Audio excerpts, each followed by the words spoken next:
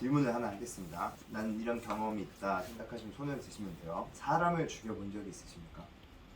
그러니까 어색하게. 당황스럽네요. 아니 뭐냐면은 우리가 이제 일반적인 사람은 사람을 죽이지 않잖아요, 그렇죠? 보통 사람을 죽인다고 하면 굉장히 악마일 것 같은 느낌이 많이 들 거란 말이죠. 최근에 그 신림동 너클 살인 사건 아시죠? 그런 사람이나 무차별 흉기 폭행을 했던 사람들, 아니면은 뭐 서희초 사건 같은 거를 보더라도 한 교사를 죽음에 이르게까지 했던 그런 사람들을 보면 사람을 죽게 만드는 사람은 굉장히 악마일 것 같고 우리와는 결이 다른 사람일 것 같단 말이죠. 근데 사실 알고 보면은 생각만큼 살인자들이 우리와는 전혀 결이 다른 사람이 아닐 때가 많아요. 우리 은재님께서 어제 보내주신 글에 예루살렘의 아이히만 얘기하셨는데 그 책에서 보면 나오잖아요. 아이히만이라는 사람이 그토록 수많은 사람들을 죽이는 데 결정적으로 일조한 사람이었는데 알고 보니까 사실 그렇게 이상한 사람이 아니었다는 거예요. 평범한 가정의 평범한 가장이었던 그 사람이 어떻게 이렇게 사람을 죽이는데 결정적인 역할을 할 수 있었을까 생각을 해봐야 한다는 거죠. 거기서 더 나아가서 오늘 이제 다룰 보스니아 내전도 마찬가지입니다. 보스니아 내전은 약 3년 8개월 동안 20만 명이 끔찍하게 죽은 사건입니다. 홀로코스트랑 물론 홀로코스트는 훨씬 더 많이 죽었지만 독일 나치에 의해서 비중으로 봤을 때 전체 인구의 죽은 비중으로 봤을 때는 홀로코스트 못지않은 끔찍한 사건이고 그렇게 많은 사람들을 죽인 이들이 악마가 아니라 그 전날까지는 내 옆에 살았던 우리 이웃이었다는 거죠. 어떤 이유로 이렇게 인류 역사에 끔찍한 사건이 일어났는가를 오늘 살펴보려고 하고 그래서 오늘 강연의 부제는 이원희 선생님 헌정 강연입니다. 박수 한번.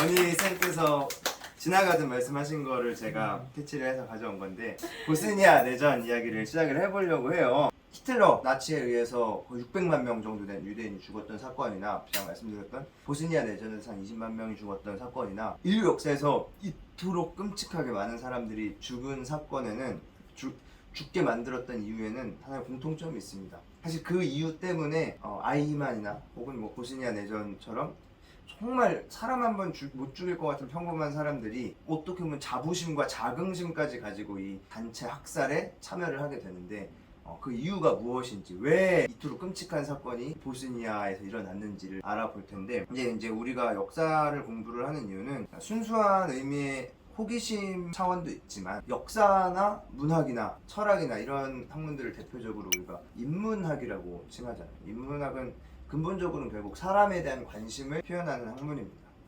오늘 이 보스니아 역사를 그런 인문학적인 관점으로 접근을 해본다면 결국은 이것도 사람에 대한 이해를 위한 거라고 생각해요.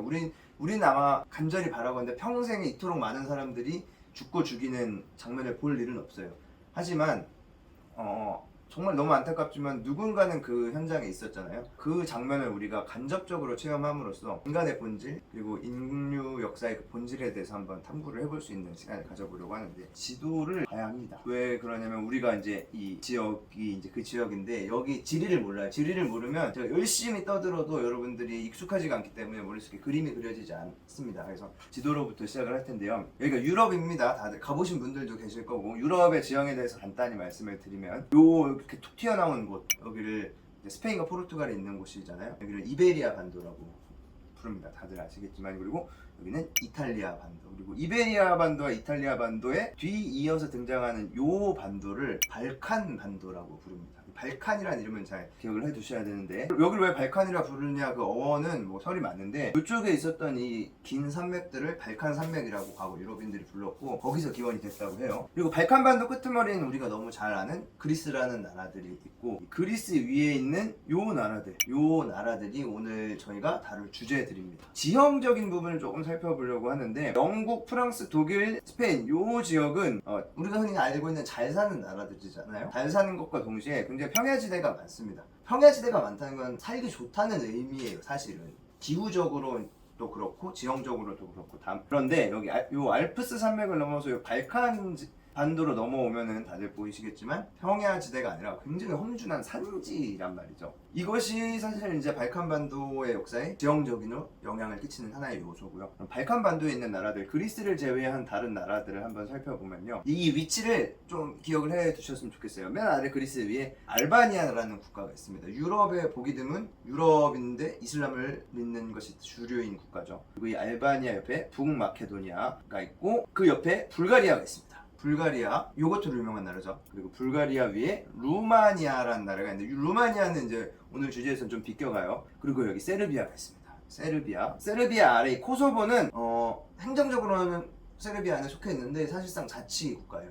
이 코소보에서도 보스니아 못지않게 엄청난 대학살의 풍극이 일어났습니다. 이거 왜 일어났느냐? 이것도 사실 얘네랑 맥락은 같이 해요. 그리고 세르비아 왼쪽에 우리가 잘 알고 있는 보스니아라는 나라가 있습니다. 보스니아 헤르체고비나. 왜 보스니아 헤르체고비 아니야? 나라 이름이 이 사라예보를 중심으로 강이 하나가 흘러요. 그 강이 보스나 강인데요. 보스나 강 유역에 있는 땅이라서 보스니아라고 부르고, 요 보스니아 아래 요 지역이 훔 지역이라고 예전에 불렀는데 그게 나중에 이름이 바뀌어서 헤르체고비나라고 불립니다.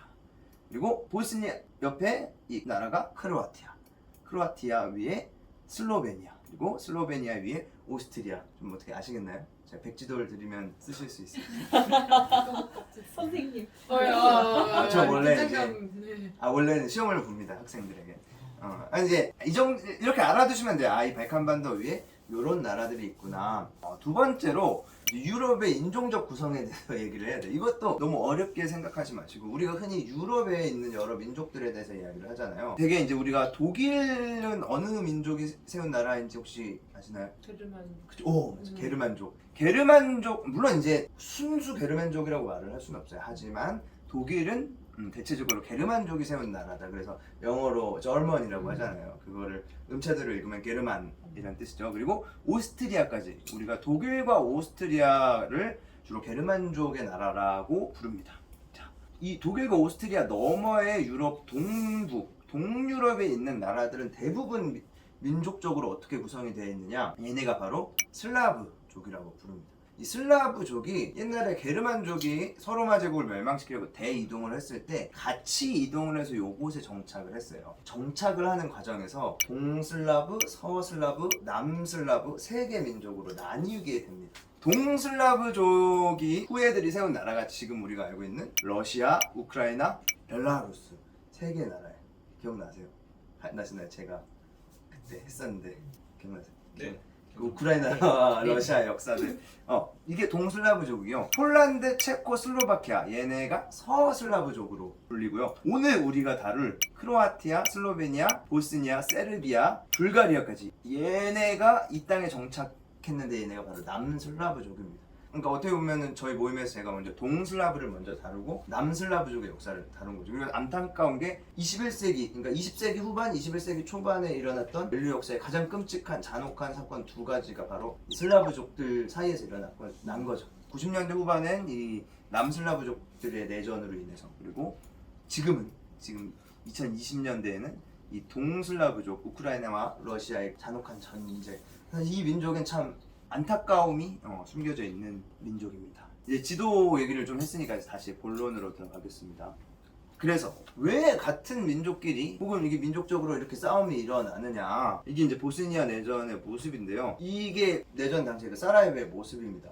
보스니아의 수도가 사라예보입니다. 이거 보면은 제가 영화 한 편이 생각났는데, 콘크리트 유토피아라고 보신 분들도 계시겠지만, 왜 멀쩡한 도시를 이 지경으로 만들고 이렇게 많은 난민들, 이런 끔찍한 모습들이 일어나게 만들었는가? 결국은 이 내전의 가장 근본적인 문제는 이 민족주의 문제예요. 민족 간의 갈등 때문에, 그리고 민족 간에 얽히고 설켜 있었던 그들의 아픈 기억들이 결과론적으로는 이 보스니아 내전을 만들었어요. 그러면 이제 여기서 이런 질문을 한번 던져봐야 되는데, 그럼 도대체 민족이 무엇인가? 무엇이 민족을 만드는가인데요. 민족이란 건 하나의 집단성을 표현하는 거잖아요.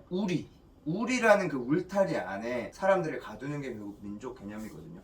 그럼 어떻게 우리가 같은 민족이라고 얘기를 할 수 있는가?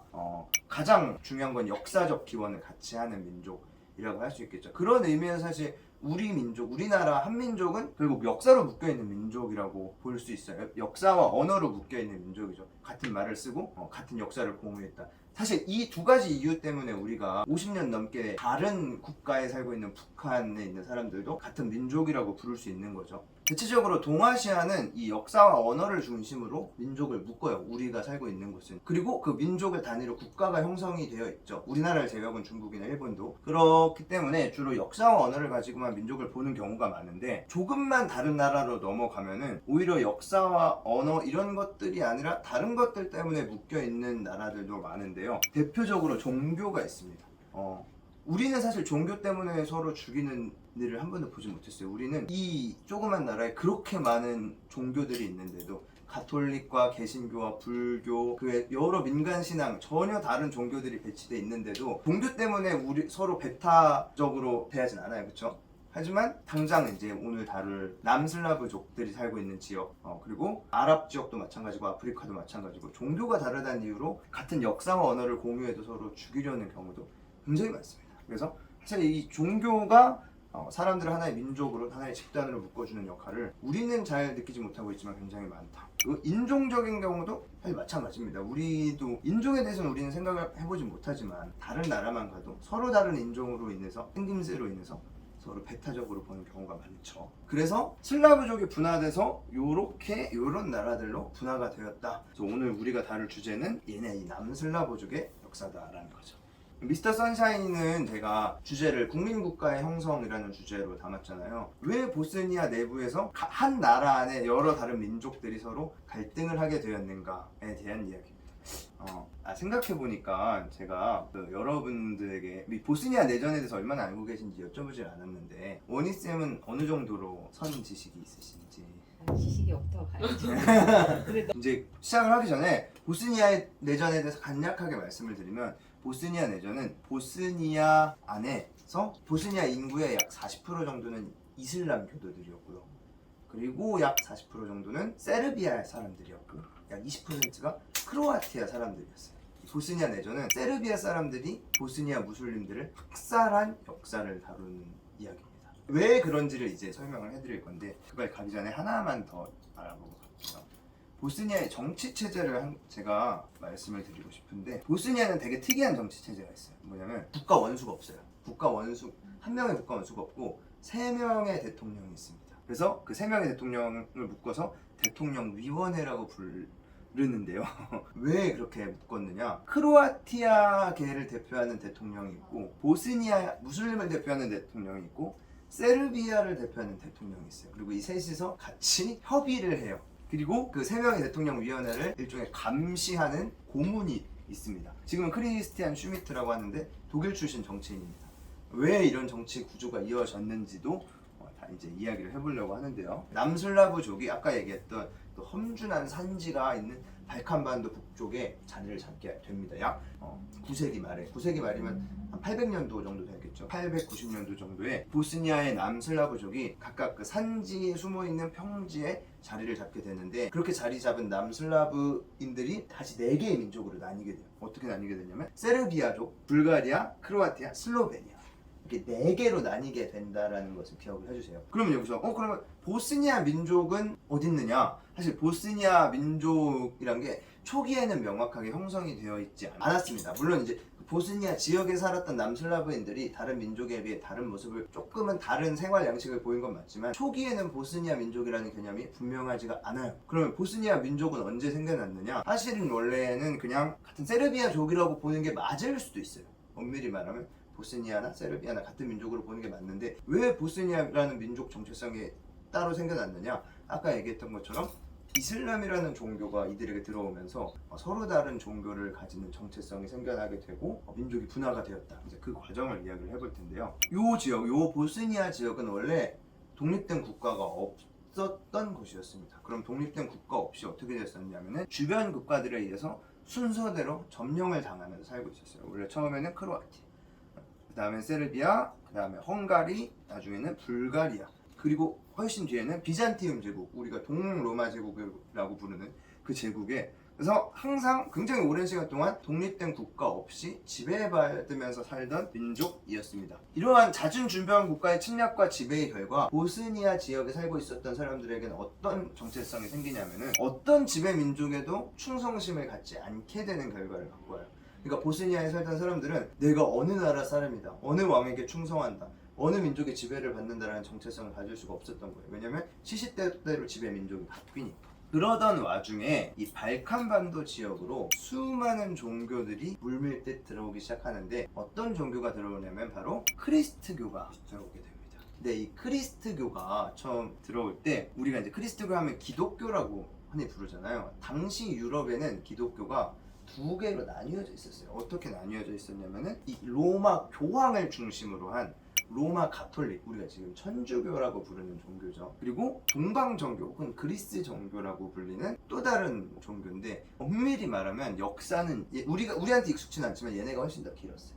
원래는 크리스트교는 하나였다가 나중에 게르만족의 대이동과 서로마 제국의 붕괴 등으로 인해서 나뉘게 되었는데, 완전히 서로마 제국이 멸망을 하고 동로마 제국만 남아있는 상황에서 이 서로마 제국이 동로마 제국에 있는 크리스트 교도들로부터 지원을 받지도 못하고 그들과 연결이 되는 고리가 끊어져 버리는 과정에서 크리스트 교도들이 게르만족의 위협으로부터 자신들을 지켜내기 위해서 자신들의 리더를 뽑게 되는데, 그게 바로 로마 교회의 총대주교, 그러니까 로마 교회의 대빵을 서유럽 지역의 크리스트교 수장으로 초빙을 한 거죠. 그리고 그게 이제 나중에 지금 우리가 알고 있는 교황으로 이어지게 되는 겁니다. 그러면 이 동방 지역에 있는 교회들은 어떻게 됐느냐? 여전히 이 자신들의 정체성을 지키면서 살아가고 있었어요. 근데 나중에 가서는 얘네가 완전히 로마 가톨릭이 역전을 해버리죠. 그 교세에 이어서. 근데 하지만 엄밀히 말하면 정체성으로 치면은 여기 있는 기독교가 조금 더 오리지널이라고 볼 수 있어요. 왜냐면 초기에 이제 기독교를 지금의 위상으로 올려놓은 선교사가 바로 바울인데요. 바울 다 한 번씩 들어보셨을 텐데, 이 바울이 기독교를 어디에 먼저 전했냐면은 이 동방교회가 있는 지역에 먼저 전했어요. 그래서 기독교 역사는 사실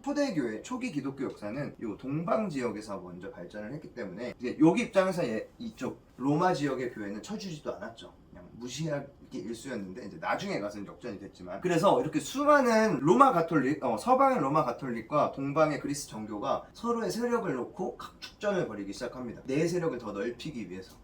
그 과정에서 우리가 알고 있는 서유럽의 대부분의 발전된 국가들은 다 로마 가톨릭으로 넘어가고요. 동쪽 지역, 이 그리스 지역에서는 대부분 그리스 정교를 믿기 시작을 하는데, 여기서 지금 가리킨 요 지역이 보스니아 지역이거든요.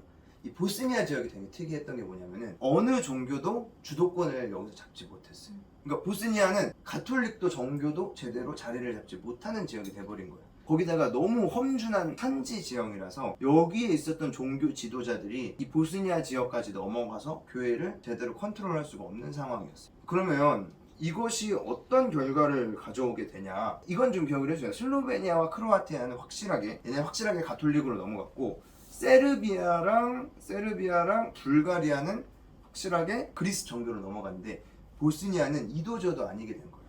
이도저도 아니게 되기 때문에 얘네는 명확한 종교적 정체성을 가질 수 없게 되고, 제대로 된 교회 지도자로부터 종교적 지도를 못 받으니까 나중에는 자기들이 원래 갖고 있었던 민간 신앙이랑 크리스토교 교리를 몇 개 섞어가지고 보스니아 교회라고 불리는 자기들만의 종파를 만들어 버려요. 그리고 이 보스니아 교회가 나중에는 어떻게 되냐면은 로마 가톨릭으로부터 이단 정죄를 받아서 로마 교황이 헝가리에게 요청을 해가지고 십자군까지 파견해서 이 교회를 축출하려고까지 해요. 그리고 방금 얘기했던 이것이 원인이 되어서 훗날 이슬람 세력이 들어왔을 때 다른 지역들은 자신들의 종교적인 정체성을 비교적 강하게 지켰지만 보스니아 지역만큼은 기독교에 아주 진절머리가 나기 시작한 거예요. 항상 자기들을 박해하기만 하고 제대로 지원도 해주지 않고 우리의 신앙을 이단으로 취급하기만 했던 기독교에 진절머리를 내버리고 보스니아 지역에 살고 있었던 적지 않은 사람들이 이슬람으로 전향을 해버립니다. 그리고 이게 아까 말씀드렸던 그 내전의 가장 결정적인 원인이 되어버린 거죠.